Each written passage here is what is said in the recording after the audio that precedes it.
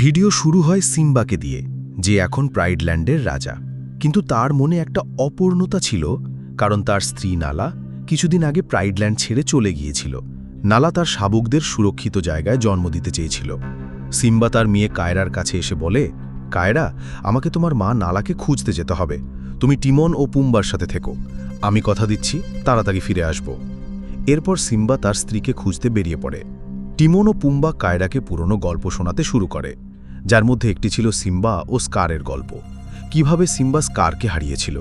তখন কায়রার দাদু রাফিকি সেখানে আসেন এবং কায়রাকে আরও একটি গল্প শোনান। রাফিকি বলেন, আমি তোমাকে মুফাসার গল্প শোনাব, যে একদিন সবার ত্রাণকর্তা হয়ে উঠেছিল। এরপর রাফিকি মুফাসার গল্প বলতে শুরু করেন। গল্পে দেখা যায় অনেকদিন ধরে বৃষ্টি না হওয়ায় সব পশু পাখি খুব কষ্টে ছিল। মুফাসার মা আফিয়া মুফাসাকে জিজ্ঞাসা করে, ওই আলোর কাছে কি আছে? আফিয়া উত্তরে বলে, ওটা হলো আশা, আর আমরা একদিন সেখানে নিশ্চয়ই পৌঁছাব। ঠিক তখনই কালো মেঘে আকাশ ছেয়ে যায় এবং বৃষ্টি শুরু হয়। জল জমতে শুরু করে এবং পশুরা আনন্দে মেতে ওঠে। কিন্তু নদীর জলস্তর বাড়তে থাকায় বন্যা পরিস্থিতি তৈরি হয়। সব পশুরা পালাতে শুরু করে। মুফাসা ভুল করে একটা ছোট পুকুরে পড়ে যায় এবং জলের তীব্র স্রোতে সে আর বেরোতে পারে না। তার বাবা মেজেগো তাকে বাঁচাতে পুকুরে ঝাঁপ দেয়। অনেক চেষ্টার পর মেজেগো মুফাসাকে পাড়ে ছুঁড়ে ফেলে দেয়। এরপর মুফাসা একটা নদীর বাঁধের ওপর আটকে যায়, আর তার মা আফিয়া তাকে বলে, ধীরে ধীরে পা বাড়াও, তুমি এটা পার করতে পারবে। তখনই একটা হাতি এসে বাঁধটা ভেঙে দেয়, আর মুফাসা জলের স্রোতে ভেসে যায়। জল তাকে অনেক দূরে একটা ছোট পুকুরের কাছে নিয়ে ফেলে। সেখানে তার সাথে টাকা নামের আরেক সিংহ শাবকের দেখা হয়। টাকা মুফাসাকে দেখে বলে, আমি তোমাকে একটা গোপন কথা বলছি, তোমার পেছনে কুমির আছে। মুফাসা দৌড়ে তীরে আসে। কুমিরটি তার কাছে আসতেই টাকার মা আইসে এসে বাচ্চা দুটোকে বাঁচায়। টাকা তার মাকে বলে, আমি মুফাসাকে আমার সাথে নিয়ে যেতে চাই। আইসে উত্তর দেয়, তুমি ভালো করেই জানো আমরা কোনো আগন্তুক বা পরিচয়হীন শাবককে দলে রাখি না। মুফাসা বলে, আমি পরিচয়হীন নই, আমি শুধু আমার পরিবার থেকে আলাদা হয়ে গেছি। নদীর স্রোত আমাকে আমার বাবা মার থেকে আলাদা করে দিয়েছে। আয়েশে তার দুঃখের কথা শুনে তাকে নিজেদের সাথে নিয়ে আসে। সেখানে আয়েশের স্বামী ওবাসিও ছিল, যে ওই দলের প্রধান। সে সোজাসুজি বলে দেয়, আমাদের দলের নিয়ম হলো আমরা কোনো আগন্তুককে দলে রাখি না। মুফাসা উত্তর দেয়, আমি আগন্তুক নই, আমার বাবা মা আমাকে খুঁজে পেলেই আমি এখান থেকে চলে যাব। তাছাড়া আমি খুব দ্রুত দৌড়াতে পারি, আপনাকেও হারাতে পারবো। এই কথা শুনে ওবাসি বলে, ঠিক আছে, যদি তাই হয় তাহলে তোমাকে আমার ছেলের টাকার সাথে দৌড় প্রতিযোগিতা করতে হবে। যদি তুমি যেত তাহলে এখানে থাকতে পারবে, নইলে এক্ষুনি এখান থেকে চলে যেতে হবে। মুফাসা এই শর্তে রাজি হয়ে যায় এবং দৌড় শুরু হয়। টাকা প্রায় পুরো দৌড়েই এগিয়েছিল। সে মুফাসার চেয়ে দ্রুত দৌড়াচ্ছিল। একসময় মুফাসা জলে পড়ে যায়, কিন্তু টাকা এসে তাকে বাঁচায় এবং দৌড়ানোর জন্য বলে। টাকা চাইলে সহজেই জিততে পারত, কিন্তু টাকা মুফাসাকে বলে, আমার প্রথম থেকেই একটা ভাইয়ের প্রয়োজন ছিল। এরপর টাকা নিজের গতি কমিয়ে দেয় এবং ইচ্ছে করে দৌড়ে হেরে যায়। ওবাসি এটা দেখে খুব দুঃখ পায়, কিন্তু টাকা খুশি হয়, কারণ সে একটা নতুন ভাই পেয়েছিল। মুফাসার আসার পর টাকা আর একা থাকত না। দুজনে একসাথে খেলত এবং তাদের মধ্যে গভীর বন্ধুত্ব তৈরি হতো। কিন্তু ওবাসি তখনও মুফাসাকে আগন্তুক বলেই মনে করত এবং তাকে কখনই আপন করে নেয়নি। একদিন ওবাসি তার ছেলে টাকাকে বলে, যাকে তুমি নিজের ভাই মানো সে তোমার কাছ থেকে সবকিছু কেড়ে নেবে। সে এখানকার যুবরাজ না হলেও একদিন সত্যিকারের রাজা হয়ে উঠবে। কিন্তু টাকা এই কথায় বিশেষ গুরুত্ব দেয় না। একদিন মুফাসা আয়েশের সাথে শিকারে গেছিল, আর ততদিনে মুফাসা বেশ ভালো শিকারী হয়ে উঠেছিল। কিন্তু যখন তারা শিকার করছিল, টাকা লুকিয়ে তাদের দেখছিল। তারা জানত না যে তাদের সামনে এক বড় বিপদ আসতে চলেছে। অন্যদিকে দুটি সাদা সিংহকে দেখানো হয়, যারা হরিণ শিকার করছিল। তখন আয়েশে তার ছেলে টাকাকে দেখতে পায়, আর ঠিক সেই মুহূর্তে সাদা সিংহগুলো আয়েশের উপর হামলা করে। মুফাসাও সিংহগুলোর সাথে লড়তে শুরু করে, কিন্তু আয়েশে দেখতে পায় যে তার নিজের ছেলে টাকা ভয় পালিয়ে গেছে। মুফাসা ওই দুটো সিংহের উপর ঝাঁপিয়ে পড়ে এবং একটি সিংহকে মেরে ফেলে।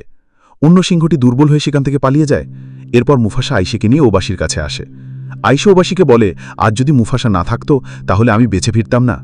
ওরা সিংহের মতো দেখতে হলেও খুবই শক্তিশালী ছিল। ওবাসি মুফাসাকে বলে, আমি তোমার কাছে কৃতজ্ঞ, তুমি আমার স্ত্রীর জীবন বাঁচিয়েছ। মুফাসা উত্তর দেয়, আমি বাতাসের গতিপথ অনুভব করতে পাচ্ছি, ওই সিংহগুলো তাদের দল নিয়ে আমাদের দিকেই আসছে। যদি আমার কথায় বিশ্বাস না হয় তাহলে কোনো গুপ্তচর পাঠিয়ে খোঁজ নিতে পারেন।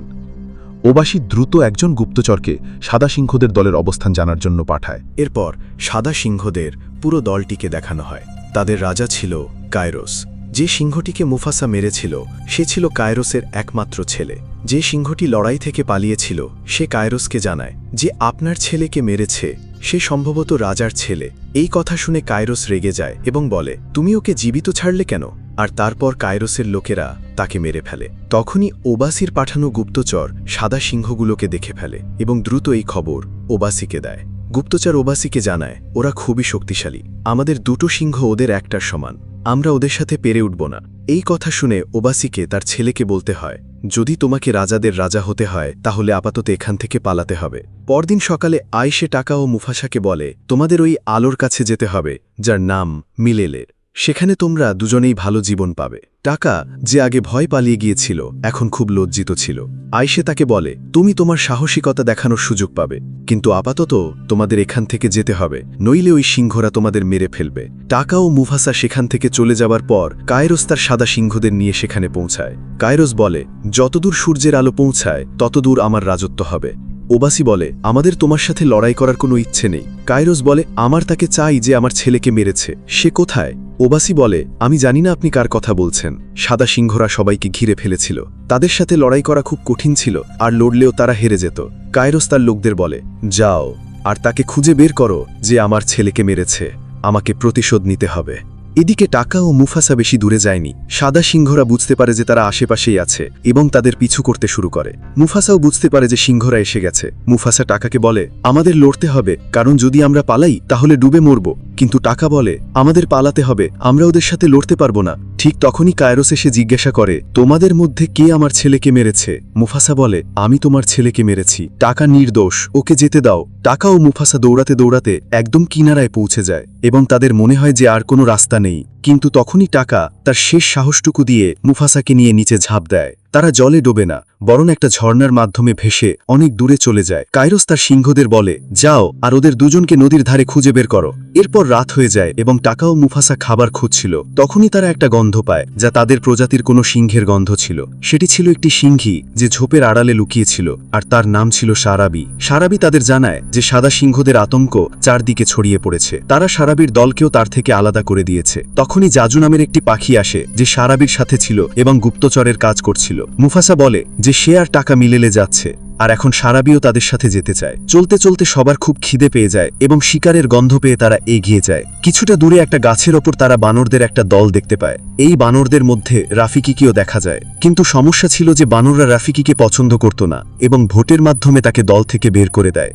এরপর রাফিকির সাথে এই সিংহদের দেখা হয়। প্রথমে সব সিংহ রাফিকিকে শিকার ভেবে তার পিছু করছিল, কিন্তু যখন রাফিকি তাদের বলে যে তোমরা যেখানে যাচ্ছ সেখান থেকে আমি 24 বার ঘুরে এসেছি, তখন সব সিংহের মনোভাব পাল্টে যায়। তারা বুঝতে পারে যে রাফিকি বিশেষ কেউ এবং তাকে শিকারের লক্ষ্যবস্তু পড়ে না।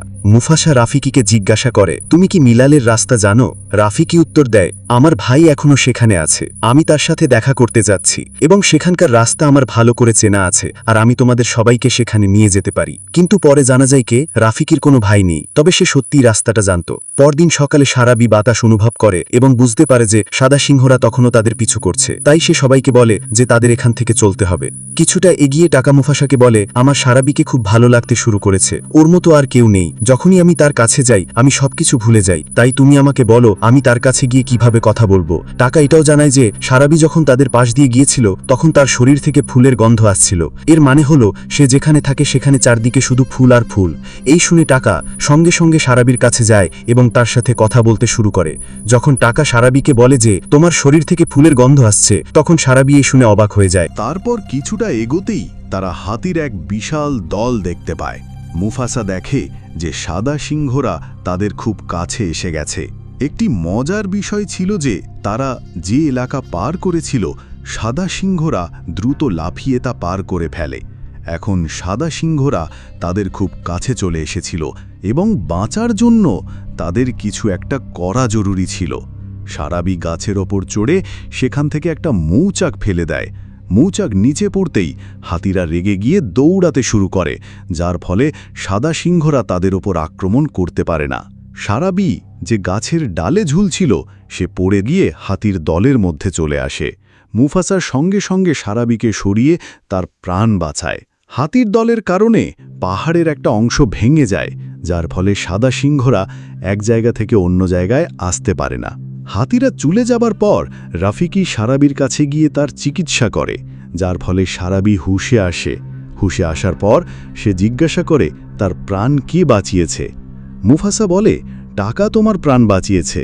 এই শুনে টাকাও একটু অবাক হয়। সারাবি টাকাকে ধন্যবাদ জানায়, কিন্তু রাফিকি জানত যে সবকিছু মুফাসাই করেছিল। এরপর তারা কিছুটা এগিয়ে আলোর খুব কাছে পৌঁছে যায়। এখন শুধু বরফে ঢাকা পাহাড় পার করলেই তারা মিলেলে পৌঁছে যাবে। যখন তারা বরফ পার করছিল তখন তাদের পায়ের ছাপ বরফের ওপর পড়ছিল, তাই মুফাসা জাজুকে সেই ছাপগুলো মুছে ফেলতে বলে। জাজু বরফ ফেলে সব পায়ের ছাপ মুছে দেয়। যখন সাদা সিংহরা তাদের পিছু করতে করতে সেখানে পৌঁছায় তখন তারা আর পায়ের ছাপ খুঁজে পায় না এবং বিভ্রান্ত হয়ে যায়। এখন তারা সুরক্ষিত ছিল, কারণ সাদা সিংহরা তাদের পিছু করা বন্ধ করে দেয়। কিন্তু মুফাসার কিছু কথা সারাবিকে বুঝতে সাহায্য করে যে তার প্রাণ টাকা নয়, বরং মুফাসা বাঁচিয়েছিল। সারাবি এটাও জানতে পারে যে ফুলের গন্ধের ব্যাপারটা মুফাসাই টাকাকে বলেছিল। মুফাসা তখনও অঞ্জান সাজার চেষ্টা করছিল, কিন্তু সারাবি সত্যিটা জেনে যায়। এখন টাকা দূর থেকে দুজনকে দেখছিল এবং সারাবি মুফাসাকে পছন্দ করতে শুরু করে। এভাবেই দুজনের মধ্যে একটা সম্পর্ক তৈরি হয় এবং তারা একে অপরের কাছাকাছি চলে আসে। টাকা দূর থেকে সবকিছু দেখছিল এবং এবার সে এসব একেবারেই সহ্য করতে পারছিল না। টাকার তার বাবা ওবাসির কথা মনে পড়তে থাকে, যিনি বলতেন যে একদিন মুফাসা তার কাছ থেকে সবকিছু কেড়ে নেবে। টাকার খুব রাগ হয়, কারণ সে সারাবির প্রেমে পড়েছিল। নিজের রাগ নিয়ন্ত্রণ করে টাকা কায়রোসের কাছে যায় এবং বলে, আমি রাজার ছেলে, কিন্তু তোমার ছেলেকে মুফাসা মেরেছে। যদি তুমি তোমার ছেলের প্রতিশোধ নিতে চাও তাহলে আমি তোমার সাথে আছি। আমাকেও আমার বাবা মায়ের মৃত্যুর প্রতিশোধ নিতে হবে। টাকা আরও বলে যে মুফাসা কোথায় আছে তা তুমি জানো না, কিন্তু আমি তোমাকে সেখানে নিয়ে যেতে পারি। আমরা কিছুক্ষণের মধ্যেই পৌঁছাতে চলেছি। যদি তুমি চাও আমার পায়ের ছাপ অনুসরণ করে তুমিও সেখানে পৌঁছাতে পারো। এরপর টাকা পাথরের ওপর নিজের পায়ের ছাপ তৈরি করে দেয়, কিন্তু মুফাসা এ বিষয়ে কিছুই জানতে পারে না। ফিরে এসে টাকা শুধু এটুকুই বলে যে সে শিকার করতে গিয়েছিল, কিন্তু কিছুই পায়নি। রাফিকির কথায় তারা এগিয়ে যায় এবং কিছু পাহাড় পার করার পর গন্তব্যে পৌঁছে যায়। মুফাসা এই জায়গা দেখে খুব খুশি হয়, কারণ এই জায়গাটা সে তার বাবা মায়ের সাথে দেখতে চেয়েছিল। ঠিক তখনই সেখানে কায়রোসের আগমন ঘটে এবং সব পশুরা ভয়ে কাঁপতে থাকে, কারণ কায়রোস তাদের ঘর থেকে তাদের তাড়িয়েছিল। মুফাসা তখন বুঝতে পারছিল না কায়রোস কিভাবে এখানে পৌঁছালো। তখন টাকার সামনে আসে এবং মুফাসা বুঝতে পারে যে এসব টাকারই কাজ। এরপর কায়রোস তার ছেলের প্রতিশোধ নিতে মুফাসার ওপর হামলা করতে শুরু করে, কিন্তু মুফাসা তাকে পেছনে ঠেলে দিয়ে নিচে ফেলে দেয়। কায়রোস নিচে পড়ে যাওয়ায় মুফাসা কিছুটা সময় পায়। মুফাসা সব পশুদের বলে, যদি তোমরা আজ আমার সাথে না আসো তাহলেই সাদা সিংহরা তোমাদের বাচ্চাদের খেয়ে ফেলবে। ওরা কখনোই তোমাদের বাচ্চাদের ছাড়বে না। এখনও সময় আছে, তোমরা সবাই মিলে ওদের সাথে লড়তে পারো।